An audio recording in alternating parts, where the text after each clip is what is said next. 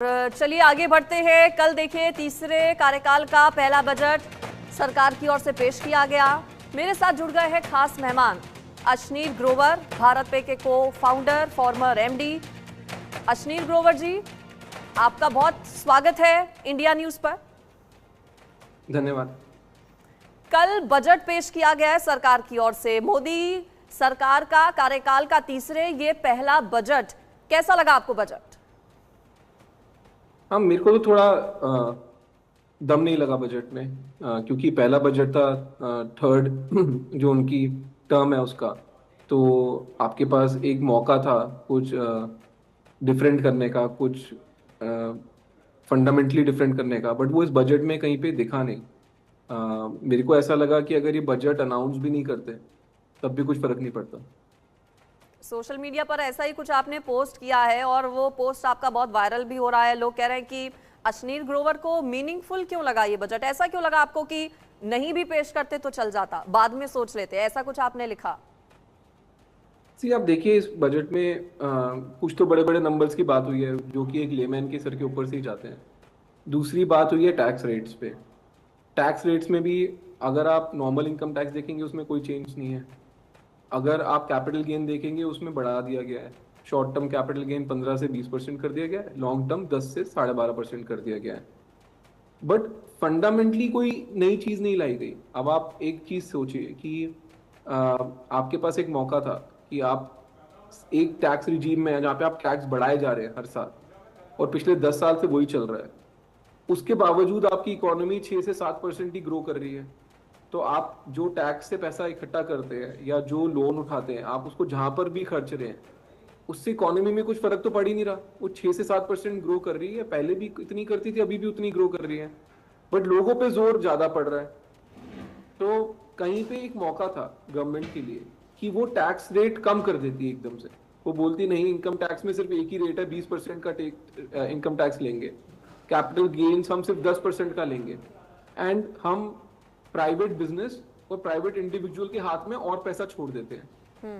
जब private individual और private business के हाथ में पैसा आता, वो अपनी तरह से इन्वेस्ट करते सही जगह पे, उससे इकोनॉमी को एक बूस्ट मिलता। और एक मौका था कि जो इकोनॉमी 6 से 7% ग्रो कर रही है, वो शायद 10 से 12% ग्रोथ रेट पे चली जाती, जो कि इंडिया को चाहिए अगर वो जेन्युइनली एक डेवलप्ड इकोनॉमी बनना चाहते हैं, जैसे चाइना में हुआ था। बट कहीं पर सिर्फ टैक्स को इधर उधर छेड़ा गया है। फंडामेंटल जो चेंज चाहिए था मार्केट को, जिससे मार्केट खुश होती और जिससे एक इन्वेस्टमेंट की बूम आती, प्राइवेट इन्वेस्टमेंट की बूम आती या कंजम्पशन की बूम आती इकोनॉमी में, वो मौका मिस किया गया इस बजट में। सरकार लेकिन अशनीर ग्रोवर जी ये कह रही है कि भाई ये बजट पूरी तरह से मिडिल क्लास के लिए था, टैक्स में भी हमने लोगों को राहत दी है, मिडिल क्लास को सीधे तौर पर फायदा होगा, सभी के बारे में हमने सोचकर ये बजट तैयार किया। आप कह रहे हैं कि कुछ भी फायदा इससे नहीं होने वाला। विपक्ष भी सवाल उठा रहा है अशनीर जी इस बजट को लेकर। ये आप, मेरा तो सिंपल इसमें मानना है, आप बजट दे रहे हो तो आप बजट पे क्वालिफिकेशन मत दो ना कि ये बहुत अच्छा बजट है, ये इसके लिए बढ़िया, उसके लिए बढ़िया। आप तो बजट दो। आपने बजट बोल दिया कि ये रेट इतना चेंज, ये रेट उतना चेंज। अब वो अच्छा है बुरा है वो तो मार्केट आपको बताएगी ना। अगर आप ही खुद अपने गुणगान गाते रहोगे फिर क्या फायदा हुआ? ठीक। तो मेरे को ये लगता है कि अगर आप बोल रहे हो कि ये मिडिल क्लास के लिए अच्छा, तो आप बता दो कैसे अच्छा है।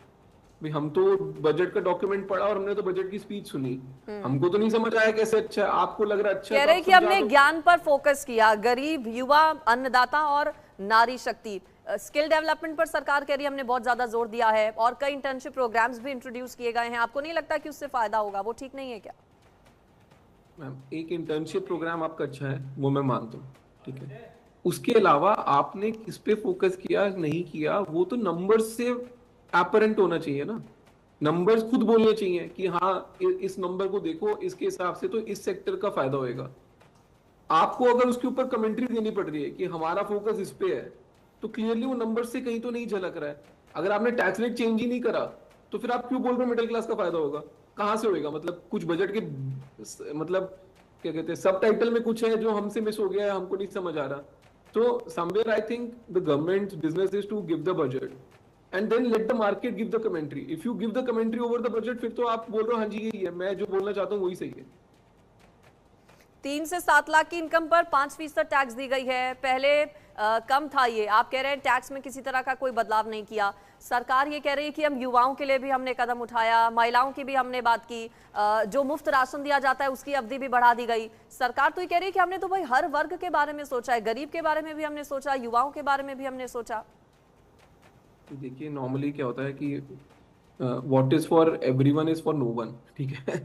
अगर आप बोल रहे हैं ना कि हमारा तो जी सबका भला कर रहा है, वो किसी का भला नहीं कर रहा है। सिंपल सी बात ये है, क्या आपका बजट इंडिया की इकोनॉमी को 6-7% ग्रोथ की जगह 10 से 12% ग्रोथ पे लेके जा रहा है या नहीं लेके जा रहा है? अगर आपका बजट वहां ले जाता है, यही बजट ले जाता है, दूसरा बजट छोड़िए, ठीक है, तो कौन अश्नीर ग्रोवर, कौन कोई कुछ, मैं आपके बजट को सलाम करता हूँ। बट जिस तरीके से बजट पेश किया गया है, इसमें कुछ ऐसा नहीं है जिसकी वजह से इंडिया की इकोनॉमी अगले साल 10% से 12% ग्रो करेगी। एंड मेरे को लगता है कि अब वो टाइम आ गया है कि हमको वो जंप करना पड़ेगा।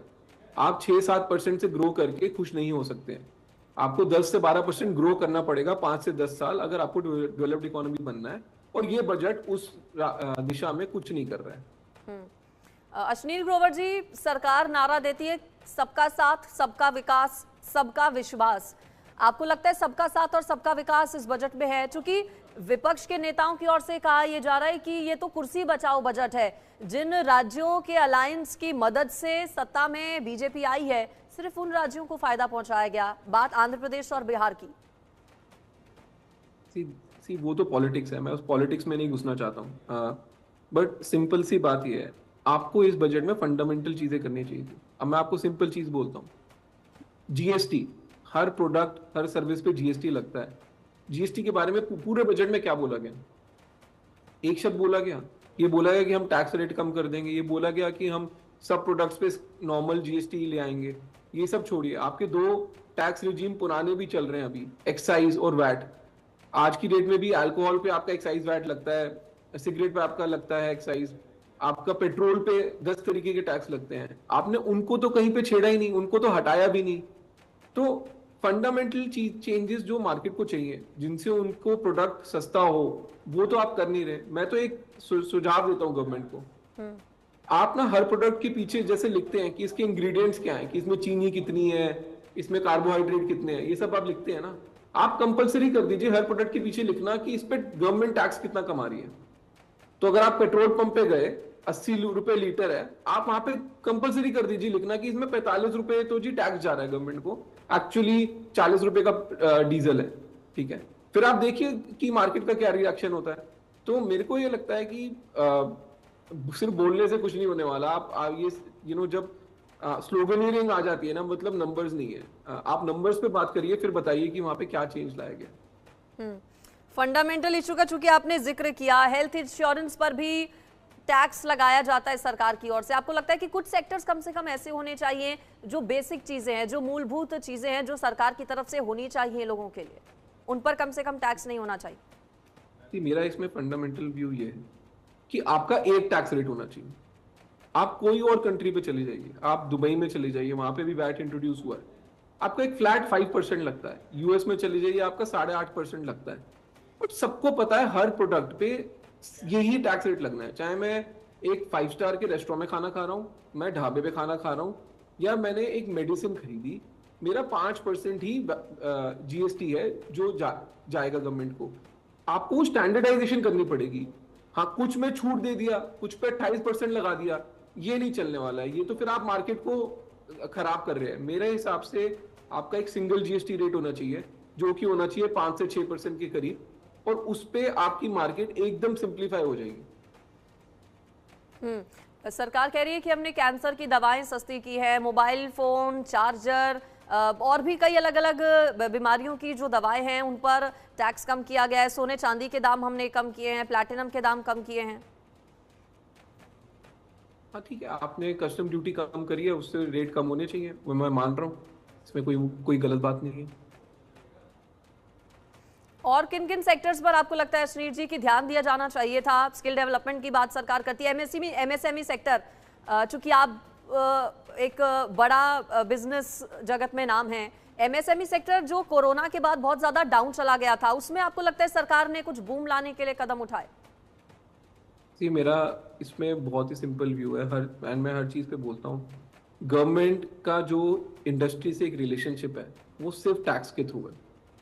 आपने जहां टैक्स में सुधार करे, इंडस्ट्री अपने आप बूम होएगी, और ये बात आपको माननी पड़ेगी। अगर आप जीएसटी में रिफॉर्म कर देते हो, एमएसएमई के लिए वो सबसे बड़ी बूम है, उनको कुछ और नहीं चाहिए। अगर आप पर्सनल इनकम टैक्स रेट में रिफॉर्म कर देते हो, अगर आप कॉर्पोरेट इनकम टैक्स रेट में रिफॉर्म कर देते हो, आप प्राइवेट एंटरप्राइज के पास ज्यादा पैसा छोड़ो, जो कि या तो वो कंज्यूम कर सके या वो फर्दर इन्वेस्ट कर सके। प्राइवेट एंटरप्राइज जब इन्वेस्ट करेगी, उससे इकोनॉमिक ग्रोथ भी ज्यादा होगी, उससे जॉब क्रिएशन भी ज्यादा होगी। गवर्नमेंट जहां पे भी इन्वेस्ट करेगी, इकोनॉमिक ग्रोथ भी कम होगी, जॉब ग्रोथ भी कम होगी। सो आपको प्राइवेट एंटरप्राइज के हाथ में ज्यादा पैसे छोड़ने पड़ेंगे। ये फंडामेंटल चीज आप मान लीजिए। MSME, large enterprise, private individual, सबका भला होगा। यानी कि आप कह रहे हैं कि प्राइवेट सेक्टर में ज्यादा ध्यान दिए जाने की सरकार को जरूरत है। लोगों के हाथ में जब पैसा होगा तभी वो काम कर सकेंगे, तभी इन्वेस्ट कर सकेंगे, एम्प्लॉयमेंट अपॉर्चुनिटीज तभी जनरेट होंगी सरकार की ओर से। लेकिन ये कहा जा रहा है कि इंटर्नशिप प्रोग्राम्स हम लेकर आए हैं, युवाओं को ज्यादा से ज्यादा रोजगार मिले, एम्प्लॉयमेंट पर तो काम कर रही है सरकार का, ऐसा दावा होता है। लेकिन वहीं अगर आप अश्नीर जी, ये भी एक सच है कि आंकड़ों पर जाएंगे अगर पिछले 5-10 सालों में एम्प्लॉयमेंट के, तो वो कुछ और बयां करते हैं। देखिए, इंटर्नशिप वाला जो स्कीम है वो एक अच्छा स्कीम है, बिकॉज हर एक बच्चा जो एक अंडर ग्रेजुएट डिग्री कर रहा है, उसको ये पता होना जरूरी है कि इंडस्ट्री में काम करना क्या होता है। बिकॉज अभी एकेडमिक्स और इंडस्ट्री में बहुत डिफरेंस आ गया है। आप जो कॉलेज में सीख रहे हैं और एक्चुअली जो स्किल यूज होती है मार्केट में, उसमें डिफरेंस है।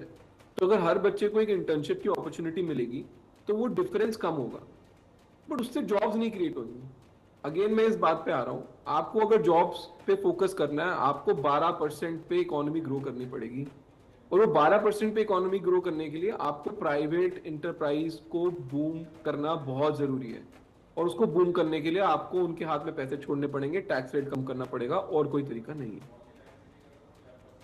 क्या ऐसा नहीं लगा आपको, जैसा सरकार दावा करती है कि भाई डायरेक्ट फायदा, तुरंत फायदा ना पहुंचाकर लॉन्ग टर्म के हिसाब से चूंकि सरकार चलती है, 2047 का बार बार जिक्र किया जाता है, तो उस दिशा में सरकार का ये बजट था। डायरेक्ट फायदा अभी ना होकर फ्यूचर में इसके नतीजे आएंगे ना सर?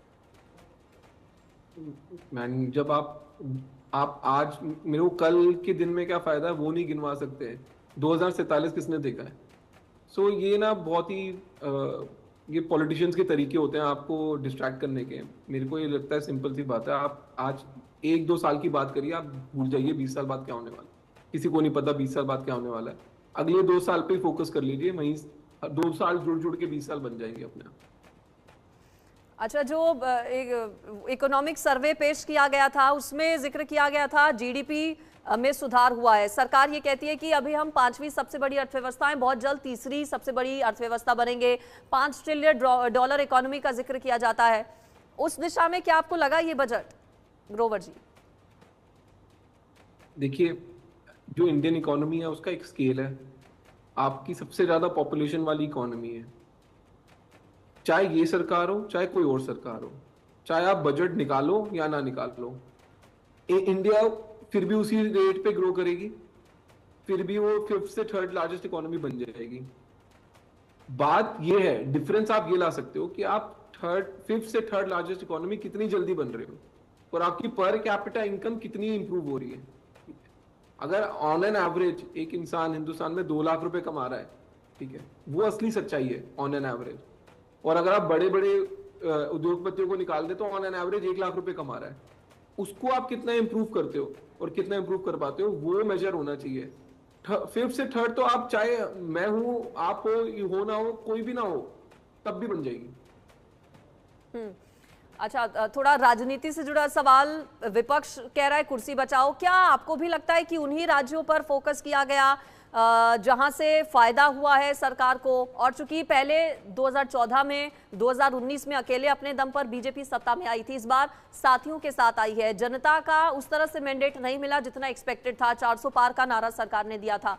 तो ऐसे में क्या सरकार, आपको लगता है, जैसा कि विपक्ष आरोप लगा रहा है कि अब सबका साथ सबका विकास नहीं, सिर्फ उन्हीं लोगों का विकास जहां से लोग सरकार के साथ खड़े हुए? देखिए, वो आप टैक्स का रेवेन्यू कैसे किस स्टेट से बांट रहे हैं वो आप लोग जाने, वो पॉलिटिक्स है। एज अ लेमैन हमारे को उससे कोई लेना देना नहीं है। एज अ लेमैन तो मेरे को ये है कि आप मेरे से पैसे कितने ले रहे हो, आप मेरे पे टैक्स कितना लगा रहे हो। तो मैं तो उसी चीज पे फोकस करता हूँ। मैं पॉलिटिशियन हूँ नहीं, मेरे को नहीं फर्क पड़ता कैसे बट रहा है, किसको बट रहा है, ऑपोजिशन क्या बोल रही है। एज अ लेमैन मैं अपने व्यूज एक्सप्रेस कर सकता हूँ कि जो ये टैक्स रेट है ये अनजस्टिफाइडली हाई है इंडिया में। एक जो कॉमन बंदा है वो जब इतना ज्यादा टैक्स दे के जमीन पे उतरता है और उसको समझ आता है कि यार मेरा सड़क भी टूटी हुई है, मेरे 10 प्रॉब्लम है और मेरे को सिविक एमिनिटीज नहीं मिल रही, उसका मन वैसे ही उठ जाता है सरकार से। सो कैसे वो बांट रहे हैं आपस में वो उनकी राजनीति है, मेरे को उससे कोई लेना देना नहीं है। टैक्स रेट कम करिए, ये आप जितना जल्दी समझ जाएंगे उतना बढ़ेगा। ठीक है ग्रोवर जी, आपका बहुत शुक्रिया इंडिया न्यूज़ के साथ जुड़ने के लिए और आपको शुभकामनाएं भी, चूंकि जीरो पे पर तेजी से अब काम हो रहा है, नया जिस पर ट्रायल चल रहा है लॉन्च जल्द होने वाला है बताया गया। फिलहाल शुक्रिया आपका इंडिया न्यूज़ के साथ बातचीत करने के लिए।